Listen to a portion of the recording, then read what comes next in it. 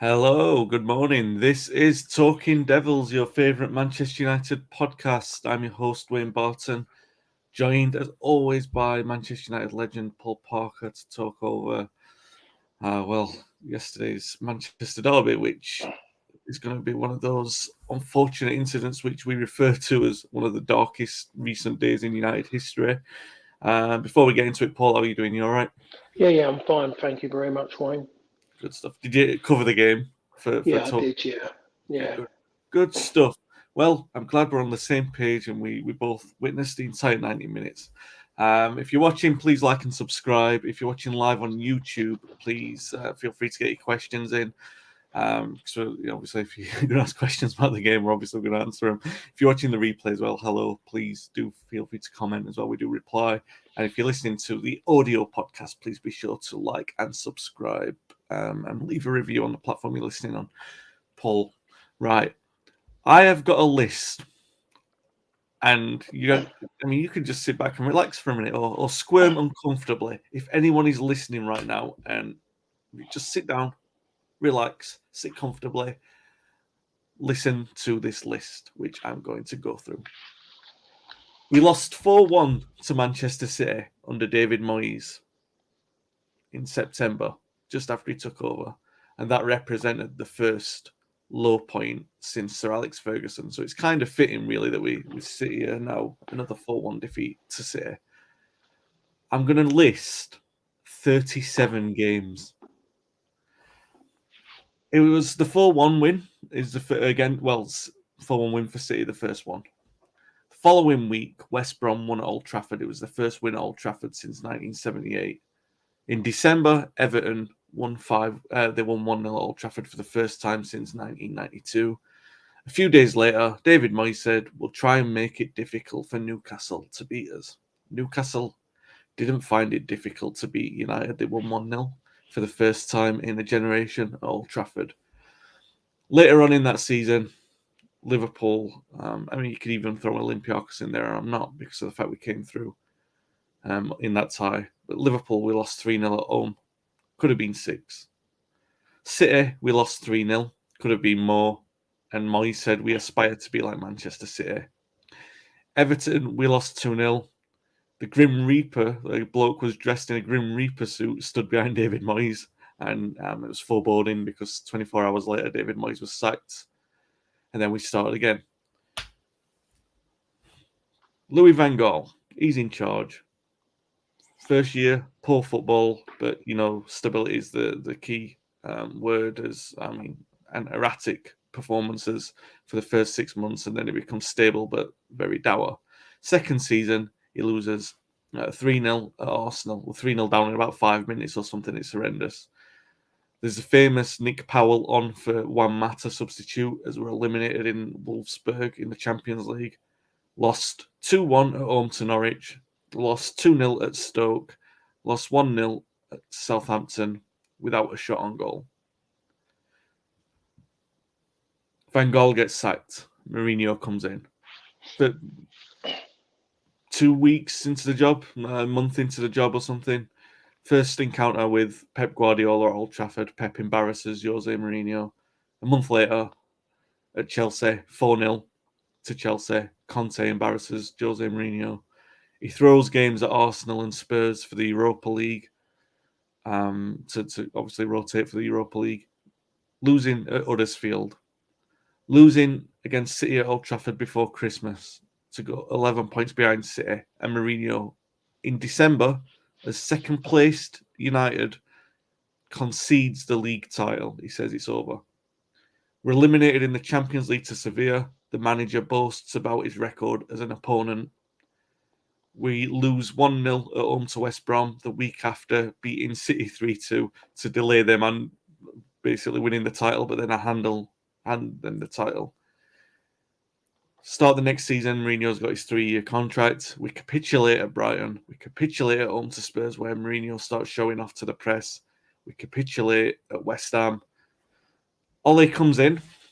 We lose 4-0 at Everton, 2-0 at home to City, 2-0 at home to Cardiff. Start the next season, lose 1-0 at Newcastle, in October. Already looks like it's going to be the end. People are already talking about Zidane replacing Ole. We lose 2-0 at home to Burnley, but then he brings Fernandes in, and the mood changes. League Cup semi-final, we lose 2-1, but at one point in the first half, the City fans are all laying because they've got the ball for half an hour. Fast forward, 6-1 at home to Spurs, 2-1 to Istanbul, 3-2 Leipzig eliminated from the Champions League, 4-2 at home to Liverpool, humiliation after that game's rescheduled following the protests. This season, 5-0 at home to Liverpool, 2-0 at home to City, Watford away 4-1, and then yesterday 4-1 at City. 37 of the worst performances in Manchester United history in this 9 or 10 year spell. Even if you list the good moments, there's tainted associations with them. You win the FA Cup, but you sack the manager when he's holding the trophy. You've not actually told him that he's sacked, but everyone in football knows. You win the League Cup, and Mourinho spends the day hating every second of it. You win the Europa League, and the manager's then telling the players to hold up 3 fingers to celebrate winning 3 trophies, which includes the Charity Shield, which is purely embarrassing for where the club needed to be. That's in addition to the debt, the hundreds of millions of pounds that have been wasted, all to get us in a position where we're as far away from challenging as we've ever been. Even if you take the best players in our squad at this moment in time, you can't say that by the time we're in a position to challenge, they'll be in a position to be part of that generation of success. So the reality is we're going to need a complete new squad. Paul, that's my rant. Manchester United lose 4-1 at Man City. They go toe-to-toe in the first half. After the equaliser, it's pretty much all City. The second half, obviously, is the 45 minutes, which is going to stain these players in association with the club. It's going to stain them. It was almost like the closest you'll get to a journalist sting on the field. You know, where there's a setup for the true colours to be revealed. I mean, Ollie took all the flack before, and he paid the price. Even Ronaldo's been cited as being a big issue for this team. Well, Ollie's not here anymore. Ronaldo wasn't there yesterday. No hiding place for those players yesterday. Roy Keane described it as shameful. What is there to say? I mean, I've gone on for 7 minutes there, Paul. I've built up to this. It was absolutely shameful, that second half, wasn't it? It was, but I think we have to look at it. It's been Rangnick's. We look at everyone wants to talk. They keep throwing out stats, and I hate stats. Never like stats because they're used for whatever way you can use them for whatever purpose you want. I'm a believer. Watch a game of football and then look at the stats. Don't look at stats and judge it off of that. Watch the game. Doesn't matter if the players has made 5 tackles and it's been printed up as fantastic. Yeah. You know, by the mob on TV. Actually, watch the 90 minutes of the game and look at maybe what that person has missed. Look at how how many times he got caught out. Were those challenges last ditch? Was he just body was wrong? Everything wrong about the whole scenario. That's where we are at the moment. We're using stats to gloss over stuff, and that's what's happened. Manchester United haven't performed as a team since the change of manager. All we've done is a little bit like Ollie, these great runs. I mean, even they talk about still, you know, best away record as a manager ever in Premier League history. Ollie at 29 games. About 3/4 of those games were absolutely disgraceful on Manchester United's part, and they just got away a bit because of individuals.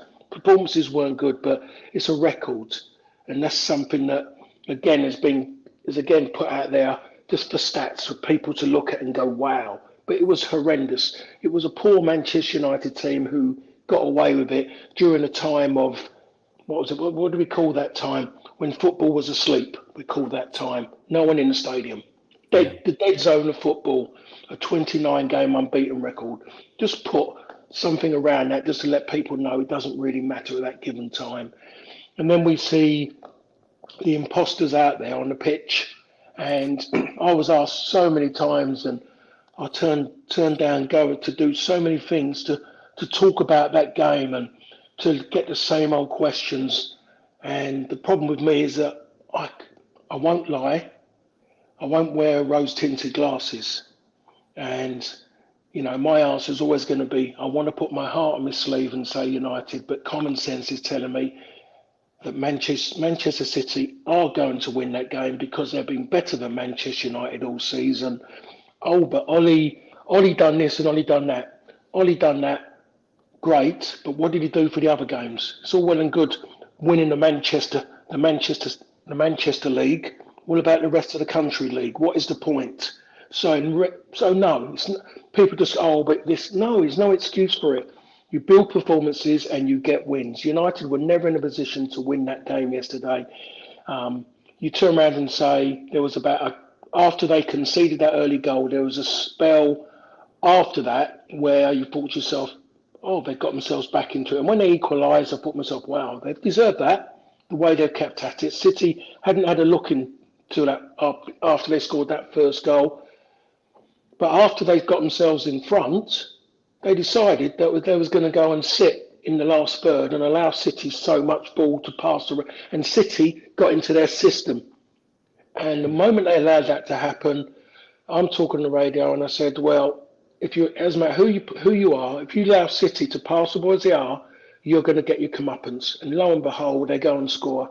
And then I say, if City go and get a third, because if the longer this game stays 2-1, City will get jittery because they've been a little bit of panic mode. They're worried about thinking about Liverpool. That's in the players' head. Doesn't matter who says it isn't. It's there. You're human. You're thinking about the negativity in such a big game and what could the headlines be the next day. They get the third goal. Great third goal. Well worked drill. What they done from the corner. And then you say to yourself, and I turned around and I said, and I used these words on the radio, now we will find out the players who really want to play for Manchester United in big games. I said that, and to be honest, City took their foot off the gas a little bit, but it still could have been 5 or 6 if, again, it wasn't for David De Gea, Manchester United's player of the season, and that says it all again. Peter Schmeichel never won player of the season for Manchester United, and Peter Schmeichel would have been the first person to feel embarrassed to collect it. He mostly would say how embarrassed he is to collect it and maybe say a few bad words about the rest of us if he had won player of the season. That's the kind of person Pete was, that outspoken, and he would say it. He didn't want all those shots. The fans out there know what Pete was like when someone had a shot from 90 yards. He would still have a go at us defenders, allowing someone to shoot for so far out. But I was watching it, and Roy said so much. You can't really go on too much on what Roy said because Roy said it there. It's out there now. But there is far too many players out there who shouldn't be at the club, who are only with the club for their own profiles. It's a social media club, to be honest. The club is about PR. Let me just jump into what he said there. He said, now we'll find out who wants to play for Manchester United after that third goal. Who do you think? Was there anyone? The goalkeeper, Lindelof, not the best defender, but you know his heart is in the right place. He's the only one in that back line who kept going and going to the best he could. And be honest, the best wasn't good enough against Manchester City. I looked in the midfield, and I kept looking. People which I've seen, I've been reading about. Everyone's going, Scott McTominay, they're talking about what he said after. And I'm kind of going, great. But words have never won a game of football after. Punching the badge doesn't win you games. People are saying he should be captain. Is that what United have got to? Somebody punches the badge and wants to say all these things after in an interview that he shouldn't be doing, given how his game was as well, he shouldn't be doing. Fred works so hard, puts himself in positions he shouldn't be because he's not up to it to be doing those kind of jobs that he's doing. United haven't really seen the best of him because he hasn't ever been allowed to play as he played for Shakhtar. And you saw the little glimpse of him when he played for Shakhtar was when he got in the box, and maybe he could have done better. I think he knows in himself. If he'd have been marginally sharper, he might have got a shot off there 8 yards from goal. Could have been all the difference. And then you're looking for others. Elanga got into bad habits, wants to turn round and cuss people and throw his arms at senior pros. Not great for a young player to be doing that, but that is a toxic atmosphere that he is playing in and living in every day at that football club. It's awful what I'm seeing, and I think I've 2, 3 players. We've got defenders who are scared. Harry Maguire, I blame Ollie for Harry Maguire. I blame him, or I might blame someone above him who might have bought him for him. But United should never have paid 60 million for him. If you'd have paid 80, sorry, yeah. 80, sorry. If they'd have paid half of that, then there mostly wouldn't be that pressure and people wouldn't feel they should be getting more for their money. But then as well, to put a cherry on top of it, it gives him an armband when you don't give someone who just walks in from where he's been, Hull City and Leicester, the armband for Manchester United. They've got to earn the right to wear that armband. They've got to do a bit of time and understand what the club's about. It's not just wearing an armband and it's just there for picture opportunities. You're actually there as a leader of people. I was about to say a leader of men, but there's not many men around in that football club at this moment in time. So he shouldn't have been in that position. I feel sorry for Wan-Bissaka. Sometimes you do so well, and I was a big fan of his at Crystal Palace. And when a club like Manchester United come in for you, if you say no, I'm the first person to say you're making the wrong decision. I'll question you as a person, what you're in the game for. If you ever turned down the opportunity to play for a big club, he didn't. He went and tried to grab it.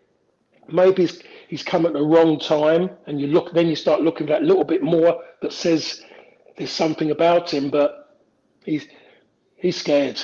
Yeah. He's frightened now. He does things and he's under so much pressure when he plays now, putting himself under pressure, trying too hard to try and do too much to get his whole career done in one game. Harry Maguire is just a bundle of nerves. Somebody, and you look at and you say, this isn't the level you should be at. It shouldn't be the club you should be at. You shouldn't be at a club that's aiming for what Manchester United are supposed to be aiming for. He's just not up to it. And I've said that countless times. And what I've said countless times as well, and I put him with Scott McTominay, is that Manchester United don't achieve what they want with those two playing regular for Manchester United. And people who keep saying, as I said before about Scott McTominay being captain, but he loves the club, he shows this, and great. And that's what one of the reasons why he's one of the better men in the field yesterday to a point. It's not enough. Brian Robson was no different to Scott McTominay in how we play football. The difference was Brian Robson had qualities at both ends of the park. He would drag other players with him. He would actually call you out on the pitch and question you on the pitch if things weren't going right. And he would be looking for a reaction from you. And just going around and doing and playing your own little game isn't really enough for people to come out and start coming out and saying he's showing heart and passion. I've never really heard that, really. And that tells me where the levels that Manchester United have fallen to when people are talking about a situation by saying, give him a pat on the back because he's showing heart and passion. That should be there. It should be there. There's no contract for it, but it should be there as a human being, someone who wants to go. You're going into a job to put food on the table for your family. You're going into a job that you want to be. You love to be a professional footballer, and you want to give every time you play. You want to give 100%, and it should be there as a priority when you play in a team sport. That you, as an individual, you give 100%, and then the person next to you is given the same. And then if all of you join together, band together, you have got not a bad unit that's going to fight until that last minute. And we saw 25, 30 minutes to go. None of them wanted to be there. They wanted that ground to open up. You had City fans who were taking liberties they were taking against Manchester United. And they had every right to, because what they were doing, there was laughing at those players out there, absolutely laughing. I've left one player out, but I don't really want to talk about him because I don't think he's worth talking about. But anyway, Wayne, go on. We've had that one in recent weeks as well. I know what you're talking about there. For me, I think it's more to do with when you see City doing what United used to do. Like, they were chasing like they were chasing the ball at 3-1 and 4-1. They were relentless in embarrassing us. And a couple of comments coming in. Nikos says, so many players are playing the games in their head. Ragnick mentioned last week the game of football is meant to be played with joy. Used Elanga as an example. I think you said there, Paul, about players playing the personal game, certainly. Anthony Williams, great stuff, Parks.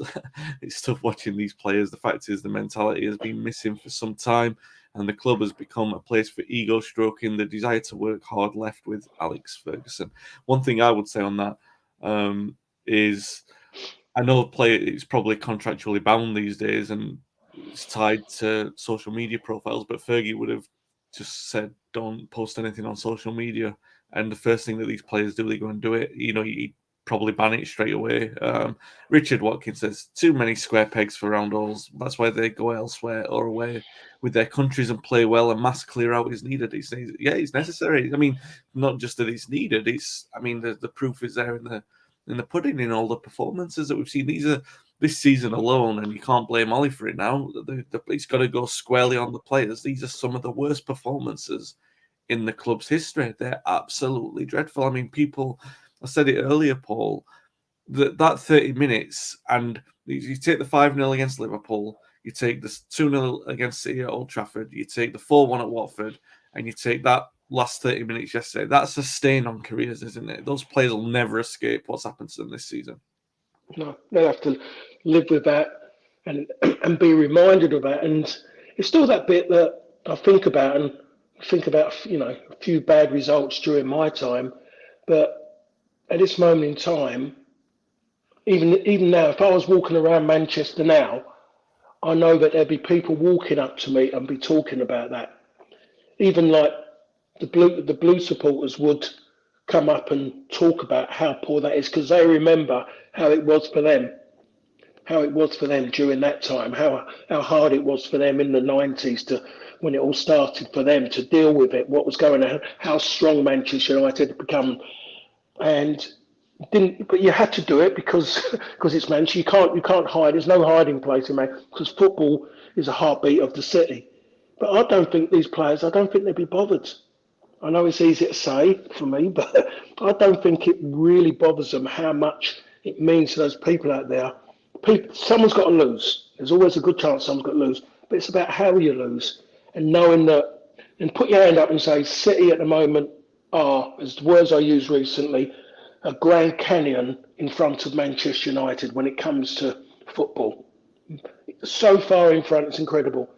You can put results, whatever, but you look at individuals, you look at the team, they're miles in front. Look at the points different, and you add it all in together. You can't put that. That gulf is not going to close within one season. United are not going to go and get a Premier League winning team for next season. You can't make that up. But as I said for ages, I said it quite a few times, Wayne. These players, the shirt is a profile. That's all it is with it. It adds to their profile, which everyone sees, and it's a good thing to use in a little round picture in the corner so people can see that and they think it's okay. And the worst thing for some of these players is for them when they walk away, when they move on to somewhere else or their career stop, is that they was at Manchester United and they achieved nothing. And they've got people who've got nothing to talk to them about. They can sit there with their so many cars and there's so many houses and how many holidays to go on, but people don't want to talk about that. People want to talk about their achievements at maybe the biggest club in the world, and they haven't got that. So those people, and all of a sudden, the biggest thing they'll find is that when you play football, if you've got 1,000 friends in football, when you stop playing football, if you're lucky, you might walk away with 50. And if you've achieved nothing, people then haven't got anything to talk to you about. So that's the bit they've got to realise. It's all well and good saying I'm wearing a jersey. It means nothing if you don't go out and achieve something while you're wearing it. Because in theory, you've got the best chance of winning something when you go to Manchester United. But have you got, I'm going to use the word balls, to actually grab it, to go out there and grab that moment? These players, they don't really care, Wayne. And it's been going on and on. And it's going to be said again before the end of the season, because that's going to find what we saw yesterday. It's going to find a few out. And it doesn't, this interim manager thing, what's going on it's a massive embarrassment on stature of a club like Manchester United. There should be someone there with a whip in their hand now. Life is about having someone at the helm and people look to, love him or hate him. But generally you respect them. They're called your manager, your boss. Not somebody interim, not a coach who has to go to a general manager. Somebody who every time you walk in, you look them in the eye, and if they look back at you and acknowledge you, you know they're in their mindset. If they don't look at her, you think to yourself, wow, I've got to go and do something here. I love this place. I want to be there. And he hasn't looked at me. He's blanked me. These players don't care because they know that man that's standing there is not the decision maker when it comes to next season or now. He isn't going to shout and scream. There's no one else who's going to play in front of me. You know, it's just absolutely ridiculous. And then when you're looking, sorry, Wayne, I've jumped a bit there, just going a little bit back to the game, and you're looking to add something, a bit of hunger, application, passion.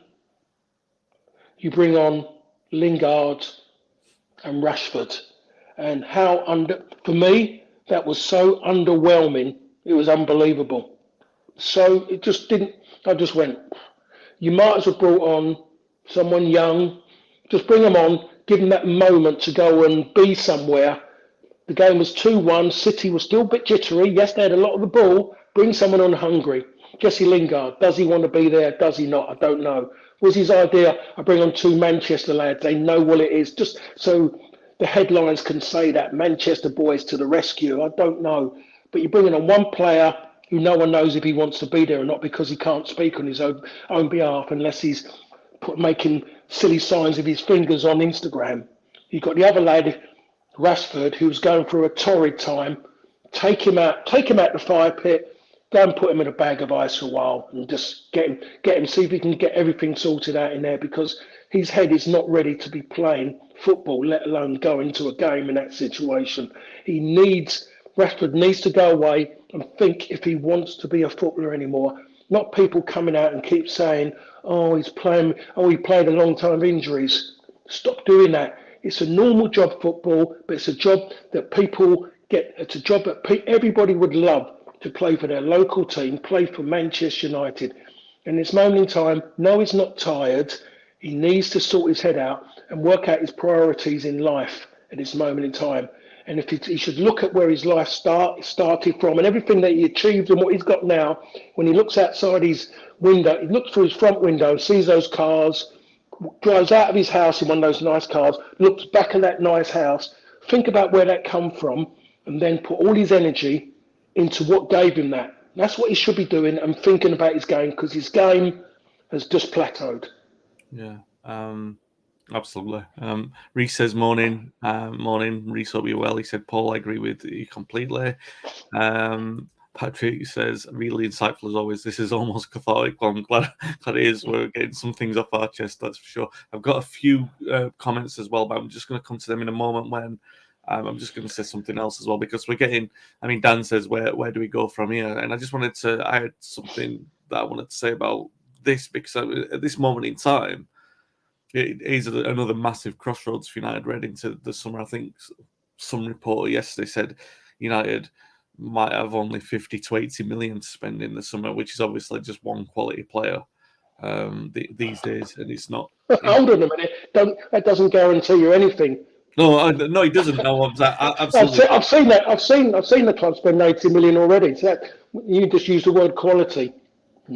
No, yeah, exactly. And then there's a risk involved with that. So we're talking hundreds of millions kind of thing. And this is what I wanted to talk about, really, because this should really be the wake-up call to the owners where they look to sell because the value of their asset at this moment in time is going to plummet. In the years before now, there's always been some kind of connection to the past, which was able to keep the club decent and honest. But there isn't any now. It's unrecognisable. There's a promising group of youngsters, but they are going to need better senior players. They're going to need better examples in the first team. You've got Van Gaal, De Gea and Ronaldo that you could arguably put into a title chasing squad, but that would depend on the qualities of the team that they were in. You know that they would contribute because they've got the class, but you know that because of their ages, you can't build around them for a title winning squad for United. So knowing that you're going to need this overall of investment, the Glazers obviously can't commit to that. They can't even commit to allowing the club to spend its own money. The only thing that they can, hand on heart, honestly say we're going to commit to is taking more money for themselves and taking more money from the club to service the debt. This squad can't go anywhere without a massive turnover, unless you've got a massive golden generation of players coming through, which we don't have. We've got some good youngsters, and they're going to need a lot of senior players around them. You're going to need players, workhorses. You're going to need 3 or 4 workhorses in that team who aren't the flashy names, who are going to get the job done, who are going to have to show the kind of pride it takes to play for United. They need that turnover. They need faith shown in a manager, and that's going to take finance and power, 2 things that they haven't always given at the right times. Fundamentally, it's no great surprise for me to sit here and say the Glazers have been terrible owners for the club. But the point is, there can't be any trust that they do have an idea of how to make the right decisions now. And there's clear evidence that they don't have the club's best interests at heart. All they are interested in is making as much money as they can. And I think at this moment in time, even they wouldn't dare to go back to the European Super League thing that's being floated again. They're going to have to sell. I can't see a way that they can keep this up. Which brings us on to some of the comments that we've got. Dan says, where do we go from here, guys? I counted around 16 players leaving in some capacity. And to be honest, I think there's a high chance they will. They can't all be replaced. And Andy says, morning, Andy, hope you're well. He says, is it time to blood some of the youth, or is it a risk of damaging them? That's a question, Paul, the sort of the catch-22, right? Because you've now got this situation where really Champions League football is out. What Rangnick is temporary, so he doesn't stand to benefit or serve any harm by doing whatever he does with the first team, whatever he decides to do. You've got the young players who probably the fans need to see them to reconnect with the team, because they're not going to want to support players putting in the kind of shift that they did yesterday. He's going to get very angry very quickly. But those players at the same time, I mean the value's dropping through the floor. Anyway, you mentioned 40 million for Maguire. You'd be lucky to get anywhere near that now for him. So a lot of these players' values are plummeting anyway. Obviously we're playing Pogba and Lingard for whatever reason to give them their contracts are running down. We're not even going to get a penny for them. What do you do in this situation? Is it a risk of damaging the player, the senior lads if you put them in, young lads if you put them in? Sorry. Yeah, of course it is. Especially if you're going to put them out there with players, selfish senior pros as well, who just want to play for themselves, who will not treat those young lads with respect, will maybe demand more from them than what they're ready to give at that given time as well. So it's a catch-22. One of the things as well is that when we talk about that is that I have to ask the question, the CEO's just left, and when Ollie was in charge, they was giving out contracts to all these players, and God knows how many renewed contracts Ollie gave out to these players who are not even playing. Why were those contracts given out? These players were never going to take the club forward into areas where the club wants to be, but yet they were given, longer contracts, to sit around and watch and come in and play 2 games and go out. I mean, one matters at the best contract signing ever if he's content, because since he signed that contract, what's he played? Maybe maximum 180 minutes. I don't know, but all of them, Bailly, there's all of them you could name, and you think to yourself, what was the logic behind this? It's just, again, spending other people's money, and all of a sudden now there's a new CEO now. What kind of plan has he got? Because he's still being governed by the same people. They ain't going to change their ways, because there's been a change a little bit just underneath them in that CEO area. So, and all of a sudden there's a director of football, there's an assistant director of football who, if you're assistant director of football, I mean, should he be sitting on that bench? Should he be sitting on the bench? I've never seen that before. If Benny is sitting on a bench, shouldn't he be wearing a collar and tie rather than having a tracksuit on and maybe then an earpiece in and talking as if he's one of the coaches? I really don't know what's going on, what the club has become now. And I just wish I knew.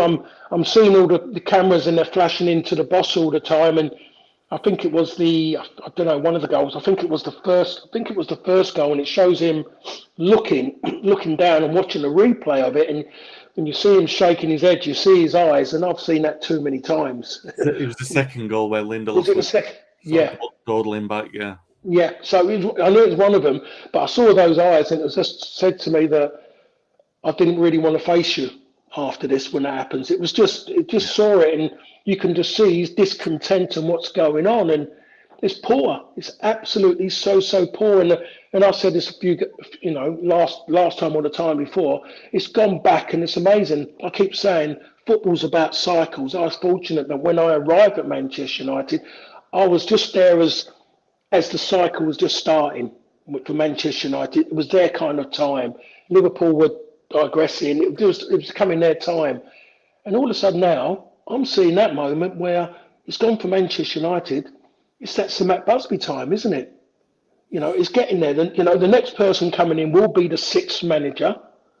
And all of a sudden then you are hoping in a way that it turns out the right way and the way things are. But it's just gone like a big almost a big full circle of what's happened before. But this time I look at it, it's the people above who haven't done it right, the way they've managed the club. They've turned it it's not a football club anymore. It's a corporation that is more concerned about PR than winning games of football and getting the best team out there. And they've got to remember, if the team's out there winning games, their PR gets better. At the moment, the PR is stagnating. The marketing is stagnating because of what's going on the pitch. People do not want certain players' names on the back of their shirt if they're not performing in the big top on the pitch. Yeah. And that is what's happening. And it will happen when all of a sudden finances are not going to be as big as they were before. And you've got to remember, when I signed for Manchester United, they were nowhere near the best players in that old First Division. Yeah. And if people don't understand that, there was football before 1992, and the name of that league was the First Division. There wasn't maybe big sponsors' names around it, and there were some bloody good footballers who played in it, and they were 100% honest, because when we played, we had to play for a win bonus and a playing bonus, because that money helped us towards mortgages and pay for maybe flash cars that we might have just pushed ourselves to. Yeah, well, you deserved them because you worked hard for them. We've got loads of questions coming in. Thanks for your comments, guys. I'll try and get through the comments first. Dan says, Everton help us if we only qualify for the Europa Conference. Reece says, if we don't get the Champions League, we don't deserve any European competition. Doing Arsenal a full year to develop the team at Europe. Yeah, and to be fair, you really don't want the embarrassment of United's social media team trying to build up the Europa Conference. The club can really do without that at this moment in time. Patrick says, Paul's so right about Marcus. I feel the subject of his poor form is tiptoed around by certain pundits. In terms of how poor his first touch decision making and work rate is on the pitch, it should not be conflated with his off the pitch work, which is exemplary. Yeah, but absolutely. Nick has said Phil Jones matter by the think the club is afraid to bring in new players. It's cheaper to sign new contracts. Couple of this one as well, Ben. We have the American Mike Ashley in charge, which is wow. We have a question specifically for you, Paul, because unfortunately I'm not a former fullback for Manchester United, so I can't answer this one. He asks what your Anthony Williams asks your view on the situation with the current fullbacks. I mean, try and run through it as quickly as you can. Is it a question of quality, mentality, or both? Does it apply for the left backs and right backs? I'm going to say, at most time, I'm going to say quality. I'm going to go with quality at this moment in time. Both the fullbacks that the club have got at this moment in time are they're just steady fullbacks. They're not fullbacks that are going to take you to close to where you should be. When you look at the teams above Manchester United and what they've got, and you look at some of the fullbacks below, there is a There is unbelievable. I mean, there's fullbacks in the Championship. Spence, you look at Spence, the lad who's at Nottingham Forest, on loan to Nottingham Forest from Middlesbrough. There's some quality fullbacks out there who are playing a game in this new age fullback role. Manchester United haven't got them. They haven't got them. They've got a quality defender in Wan-Bissaka, but everything else is falling down. Even his defending yesterday was poor, so his all-round game was poor. Dalot does a job.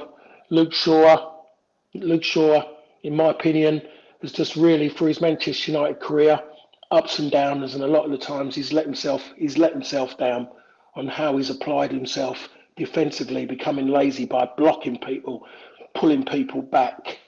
No, he hasn't done it. And again, if you're talking about a team to go forward, Luke Shaw wouldn't be anywhere near. None of the fullbacks in the club would be anywhere near a team that's going to go and try and win trophies. I'm not going to say Premier Leagues and Champions League. I'm going to say trophies, because United, it's a problem to win a trophy now. Yeah, it's the proof is in the pudding. You can't deny it, because we're not going to win one.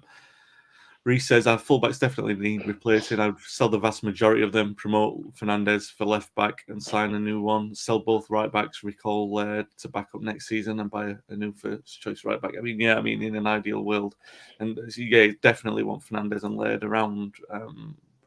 You've got to give him a chance at this point. I know you mentioned earlier this season, Paul, that you weren't completely convinced with Laird, but the time has come to give him the chance when that sort of time comes around.